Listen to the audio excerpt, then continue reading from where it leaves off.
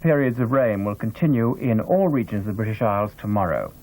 Some of the rain will again be heavy in places. There will be a few bright periods, mainly in the west and south, but it will stay rather cold everywhere. Well, I'm sorry about that weather forecast, but anyway, now it's time for Late Night Lineup. Susie? Yes. Susie Cream Cheese? Yes. This is the voice of your conscience, baby. I just want to check one thing out with you. You don't mind, do you? What? Susie Cream Cheese, honey, what's got into you?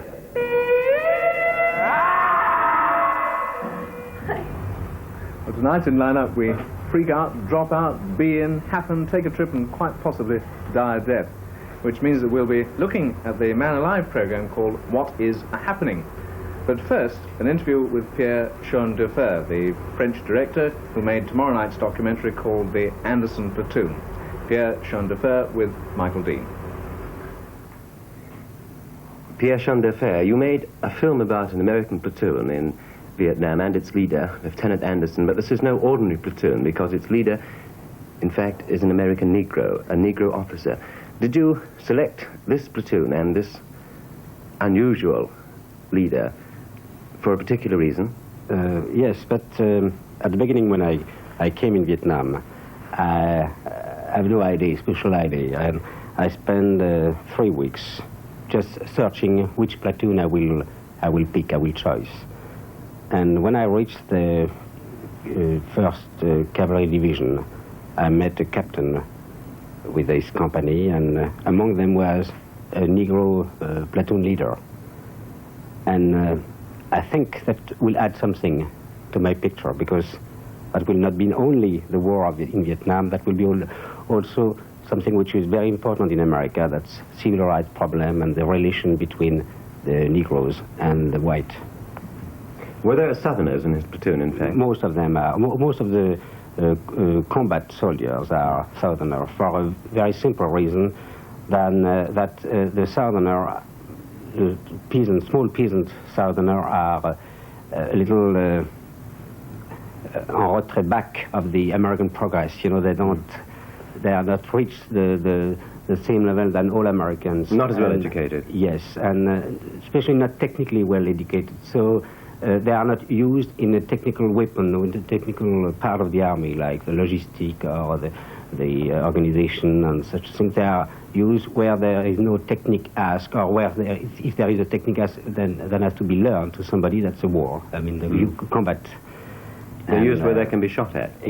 Not because they are, but because they cannot be used any place else. So they use them where nobody is already trained for it. You know, the combat, one have to learn it anyway. So they are not fit for anything else. So they are used in the combat. You found that they accepted a Negro officer?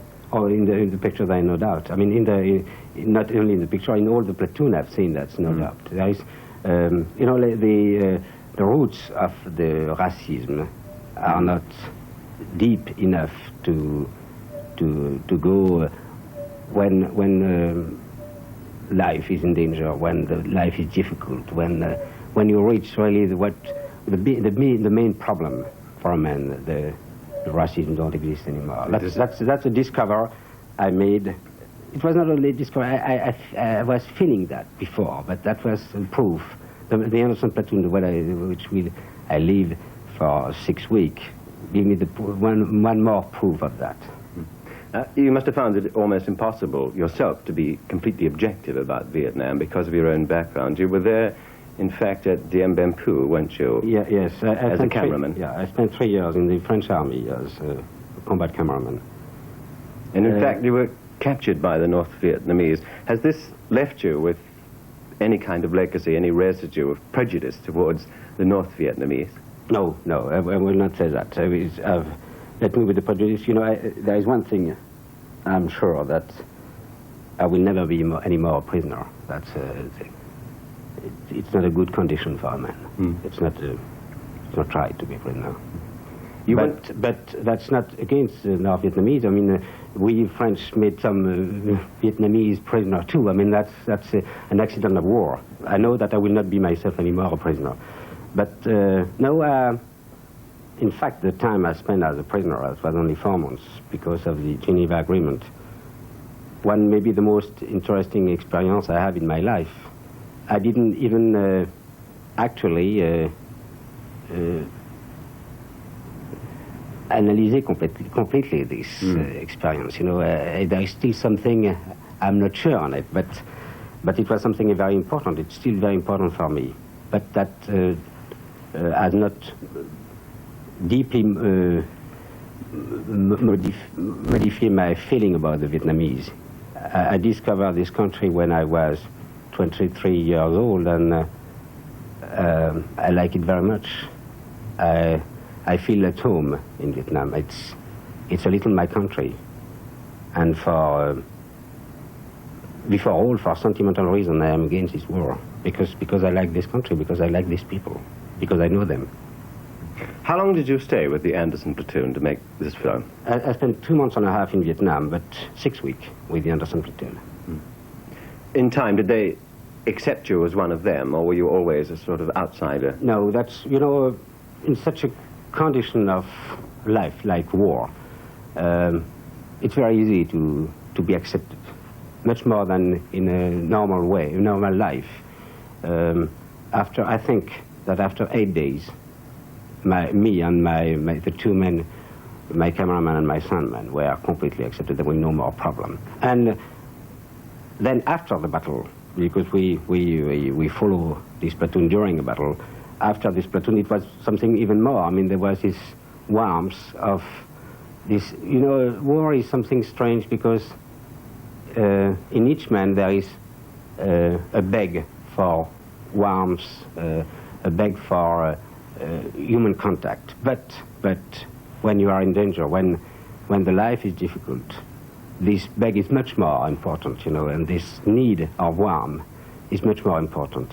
And after this battle, we were just one among the other. And you asked me if I was quite objective. I will say that that's a big problem for a reporter, for a cameraman, for a journalist in such a thing like war, to be objective. I think there is 2 levels. One level, it's the idea of the war, that you can be objective because your idea will not change. You know what. Then there is the time when you are with the men who make this war, and then you became friends with them. And then at this level of human action, you are not completely objective. You cannot be completely neutral. You cannot say I don't care who are going to win, because you are one among the one who if they lose, can be prisoner or killed or wounded or so. You know, then suddenly at a certain level you are not completely objective. But that don't change your general point of view of the idea of war. Or indeed, you must have come fairly close to these people because you shared their common danger. And as I think you said somewhere else, the war in Vietnam is a sort of tedium, fatigue with sudden violent outbursts of action. How did you feel when ultimately the Anderson platoon was shot up and people you'd got to know very well, very closely, were either wounded or dead? At that time you feel you are one among them, you know. You feel there is first a personal feeling. You take care for yourself and for the people you are with. I mean, my cameraman, my soundman, we have a little experience of war, so I was just like the leader of a small platoon into this platoon, which was my 2 men. And that when somebody shot at this platoon, and I was among them, I was just like the other, you know. That's a moment one cannot exactly describe in war, when you are just part of your move of your decision are instinctive, part are clever. I mean, but at that time I was just like one of them, as I said. This is an attempt at an objective story about one platoon, 33 American soldiers fighting a war in Vietnam. It's an objective but warm approach. You know, I am obliged to say it because because these 33 men of the platoon, after 6 weeks, most of them were my friends, you know. So, but they was my friend, but I was not given any gift to them, you know. I just show them how they are, and that's all. It's objective in one way, but what is objectivity in really? You know, it's only one small part of the war, but it's an objective small part of the war. That's right. Just, you know, a little triangle of the whole war. If it says anything, your film's reputed to say that war is ugly and futile. You've kept your own political sympathies in the background, as an objective reporter should. But have your own political sympathies in Vietnam, whatever they are, been changed by this experience? No, they are not changed. They show me that the things are much more subtle than one believes when he's far away. But that didn't change my point of view. No, I don't think so. It adds something at my point of view, I shall say. What is your point of view? My point of view that I don't like this war, as I told you, by first, and before all, for sentimental reason. And I will not talk about political reason, because first, I'm not a politician, I have not all the cards in my hand, but I think for political reason I don't agree to, but that I will not speak about it, because it's everybody, everybody has his own idea about that, and I don't want to change anybody's ideas about it. But for a sentimental point of view, and an emotional point of view, I don't like it. Our discussion tonight is concerned with psychedelia.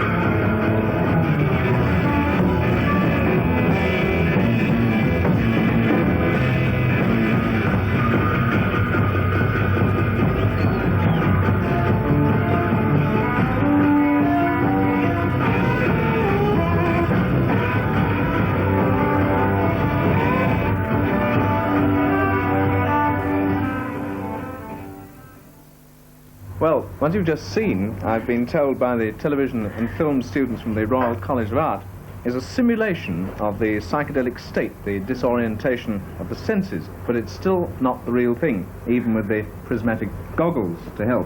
I didn't wear them because there were only 4 pairs. Well, tonight at 8:05 on BBC Two, Man Alive posed the question, What is a Happening? On the last Saturday in April, at Alexandra Palace, a 14-hour Technicolor Dream started. It ended next morning.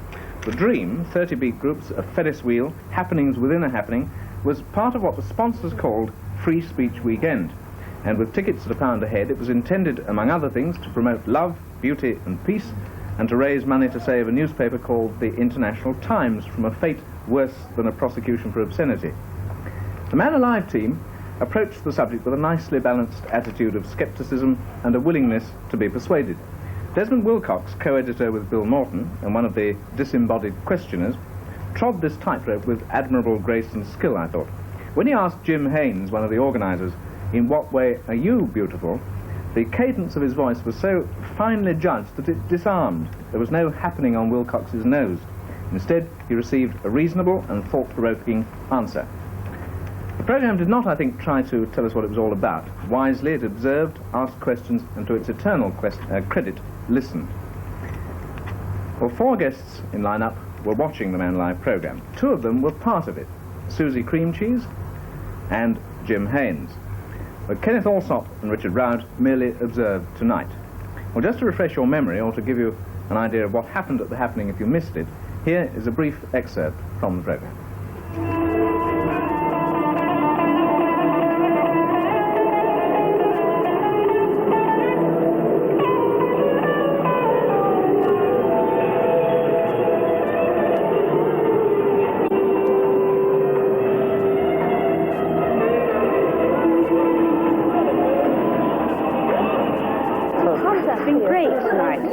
Very good.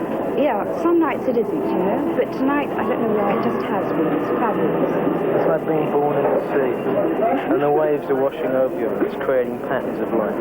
Then you don't know what it's like to be born in the sea. But I can imagine it. That's the whole scene. You know, this is like it's just using your imagination. That's what you let go. That's what you can't let go because you're working. I agree. We're letting our imagination flow with the rhythm of the music, and that's like the rhythm of the sea, or it's like the rhythm of creation. You see, here you have reason and instinct, and there's a continuum between those two, and that's, you know, it's like conducting an orchestra. You're the conductor, you're there, and that's it.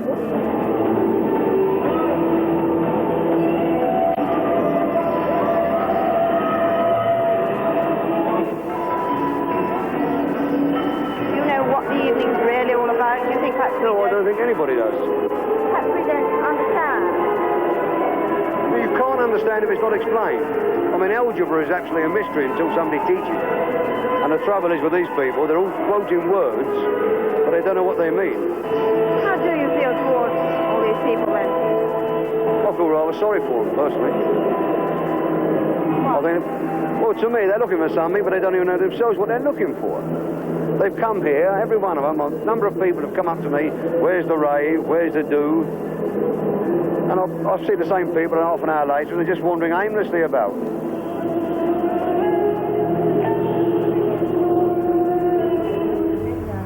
Well, our guests who watched are Susie Creamcheese, who wishes to be described as a human being, Jim Haynes on the editorial board of International Times, the sponsors of the 14-hour Technicolor Dream, Richard Roud, journalist and film critic of The Guardian, and Kenneth Allsop.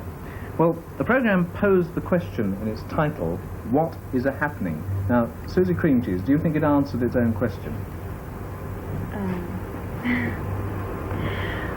Well, you can't answer the question, because a happening is a verb and not a noun, among other things. I guess if people want definitions, the best way for them to get definitions is not through words, but through seeing. And you saw a great deal in that film. You didn't see enough. And there was a lot of talking that you didn't need. But, Do you think there was too much talking? I don't think you can talk about something like that. That was an experience for people. It's just something to dig. You did talk in the programme, though. I did talk. Somebody said there's somebody who wants to talk to you over there, and I was very willing to talk to almost anybody. And so I went and talked to them, but I think they missed a lot. I think that the poor people who were working all that time. What Had a sort of bad things- time. What sort of things do you think they missed, Susie? If you can't let yourself go and be with something like that, which was so big and so lovely, if you can't forget about words and worrying about what it means and worrying about how you fit in or how this fits in or how are you going to tell your uncle back home or Yeah, but whatever they weren't it there is. to fit in, were they? I mean, they were there to make a documentary. No, they were there to make a documentary, and as such, No, it they- wasn't there to make a documentary. It was there, A, to raise funds for the fortnightly newspaper International Times. That was the whole point. No, not the men. The people- No, the men. Huh? No. No, but they contributed to the funds by being there. Filming. They paid. What did you think of the program anyway? I thought the program was fairly good. I expected it to be worse. So I expected it to them. I don't know why. This might be very unfair of me, but I expected it to be loaded in advance. But I found it on the whole it was a fairly fair program. Although they didn't mention the newspaper International Times once, which was the whole purpose of the 14-hour happening. But did you like what you did see in the program? Yeah, I thought it was quite sweet, fair representation in 30 minutes of what took place over 14 hours. Well, Kenneth Alsop, you weren't there, but you saw the program tonight. Well, what were your reactions? To the program? As far as I could tell, I thought it was a very balanced and reasonable report of the occasion. I mean, what I was pleased about was that there was no moralizing, no censoriousness.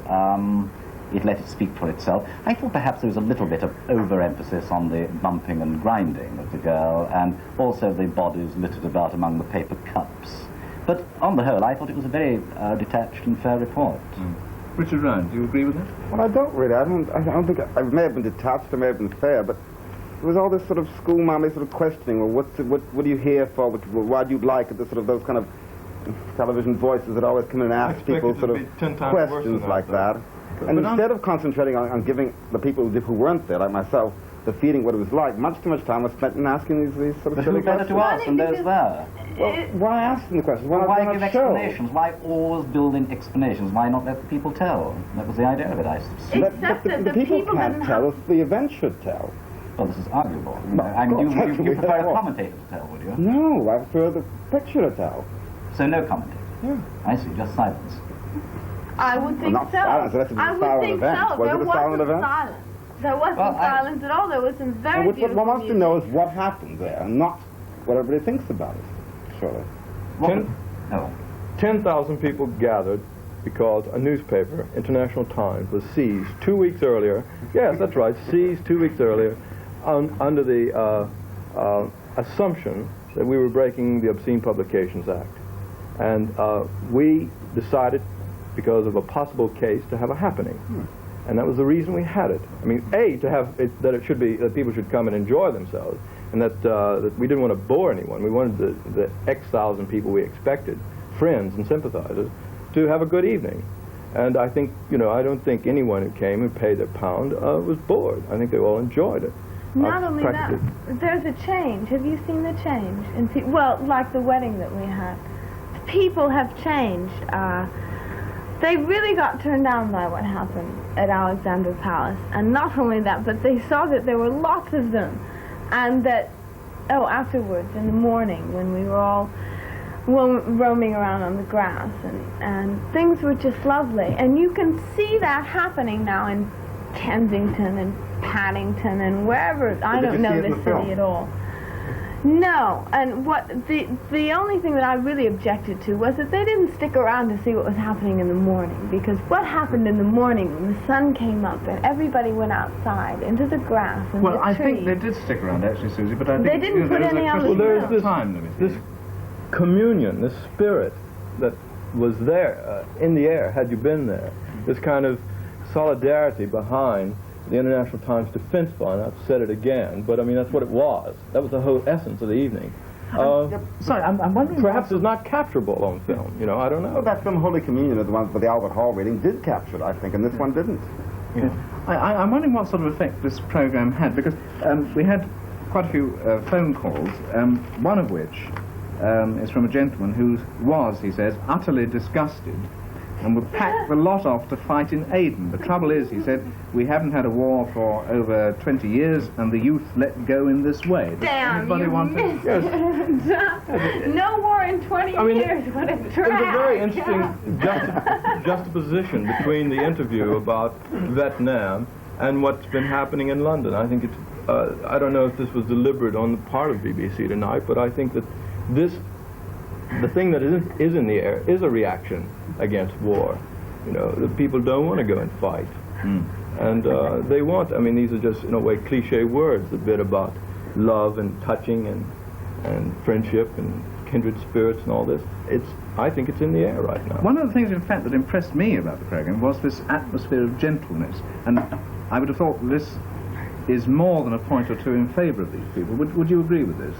Any thoughts on that? I would very much. You know, my mind boggles at the kind of indignation aroused in the gentleman who made the telephone call, because, frankly, it's not the way I would choose to spend my night off, with the alley-pally. But nevertheless, it seems to me as wholesome as a Christian religious service, and of absolutely unexceptional purpose, you know, love and friendship and beauty, and what better? I don't really understand this. Which do these people prefer, the gentleman who made the telephone call? Beautiful people or red guards who are howling brainwashed slogans? About red guards and about Red China, I think if everybody stopped getting a little bit too uptight about Red China and looked at what was happening there and the kind of feeling that was going on there, and yes, the kind of revolution that is going on one particular uprush of the feeling is a host of young people who are rehearsed in propaganda slogans. Oh, but they're having a lovely time marching through the country. But surely this is very much against your own ethics and morals. They're preaching hatred and war and violence and killing. They're not preaching hatred and war and violence. They're preaching nationalism, which other countries How do they intend to get them? presume is war and violence, because any other country's nationalism is presumed to be aggression. Well, I wouldn't think you beautiful people would survive long in Peking, you know. That's the point. Well, I don't know. I've been thinking about trying. That would be a very interesting experiment. I hope you take a camera crew with you. Oh, no, I won't take a camera crew with me. I'll take some flowers and things. Well, I think this is developing into a current affairs discussion.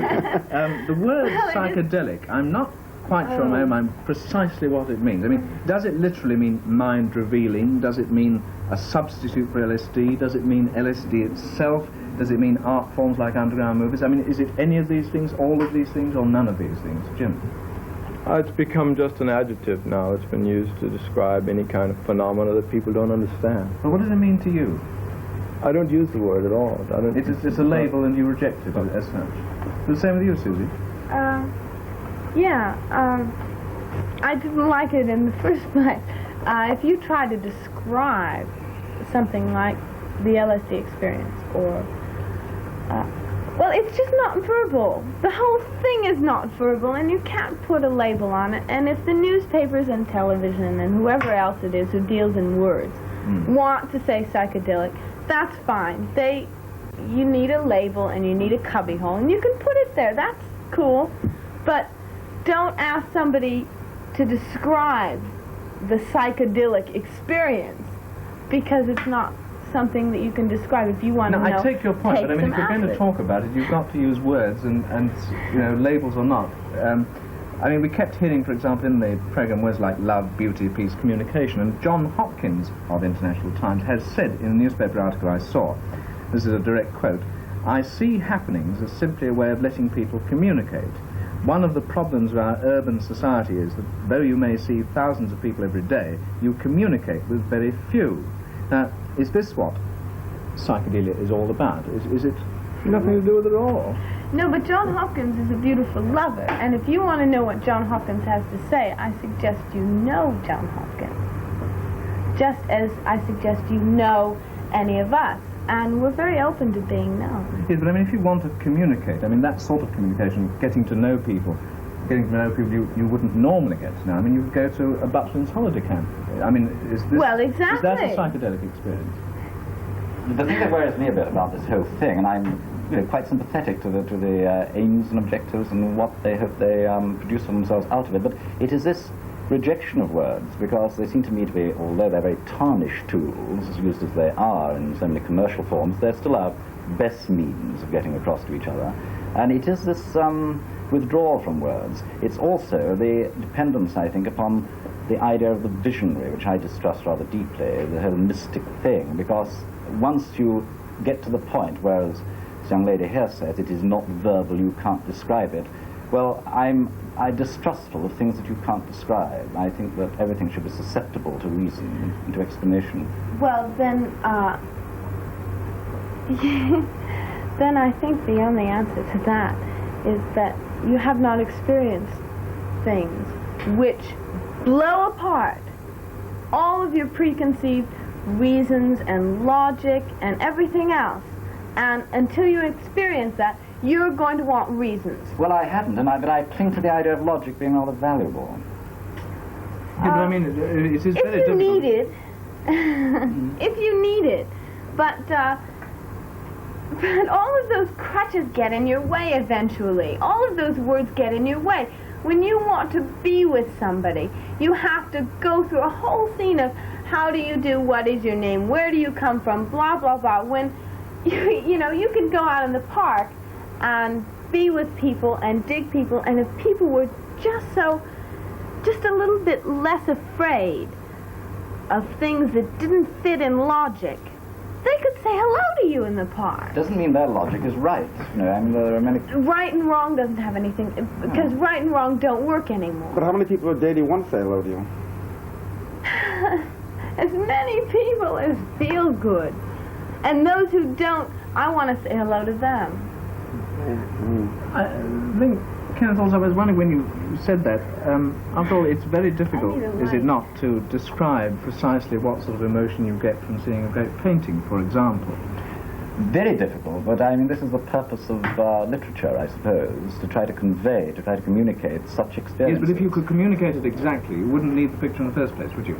No, indeed, but nevertheless, in order to make it known that this picture is capable of certain things which might draw other people to it, I mean, this is why words exist and why they're used as a framework for the picture. I'm thinking in particular of these so-called underground films, or underground movies, which I gather are films without plot or drama, no acting to speak of.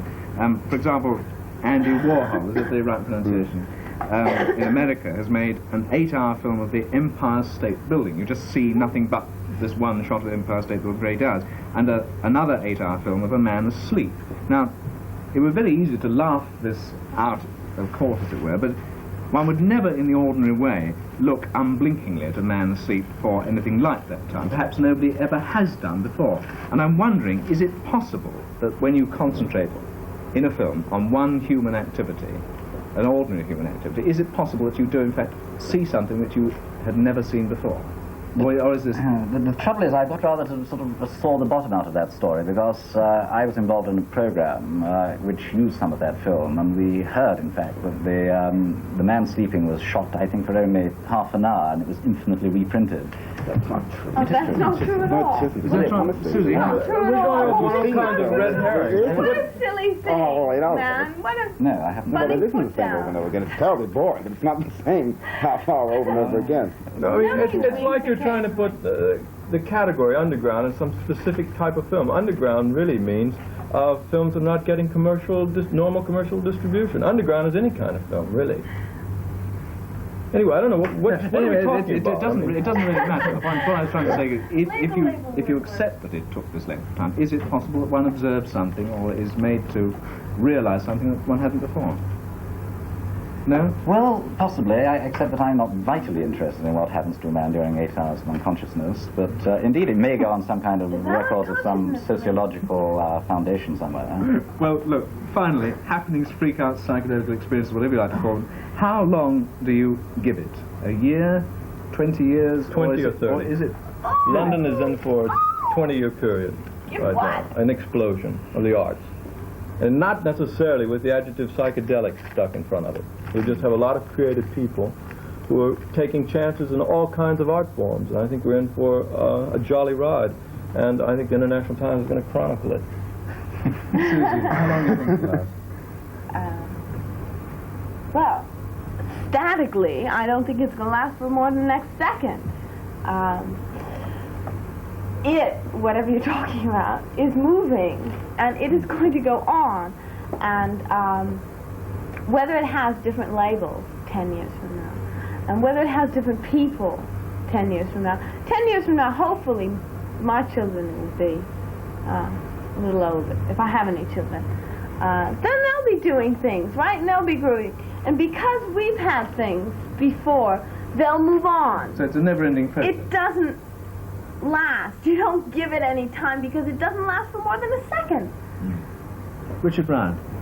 Well, I don't know. I suppose it will, Susie's right. It's not going to be the same. I suppose it will go on developing, whether this is a good thing or not something else, but it doesn't really make a difference whether it's a good thing, does it? Because what's happening. Can I ask you a question? What is it?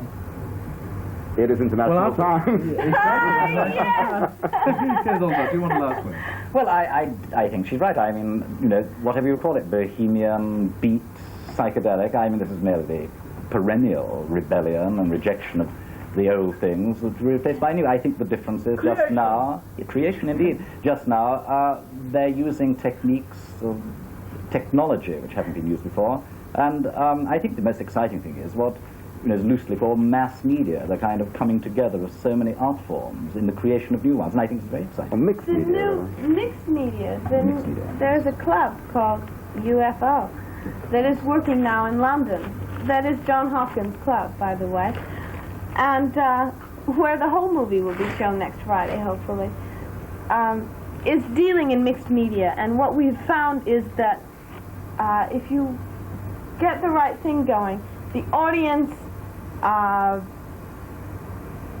actor or performer divider breaks down, and you get people being together. And I guess that's as close as you can come to saying what happened. Well, I think we've all been bedded together tonight. Well, thank you all very much. Susie Creamcheese, Jim Haynes, Richard Brown, Kenneth Allsop. And we end line-up not with a psychedelic experience, but it is at least the sort of music associated with such happenings. The Jimi Hendrix Experience with Manic Depression.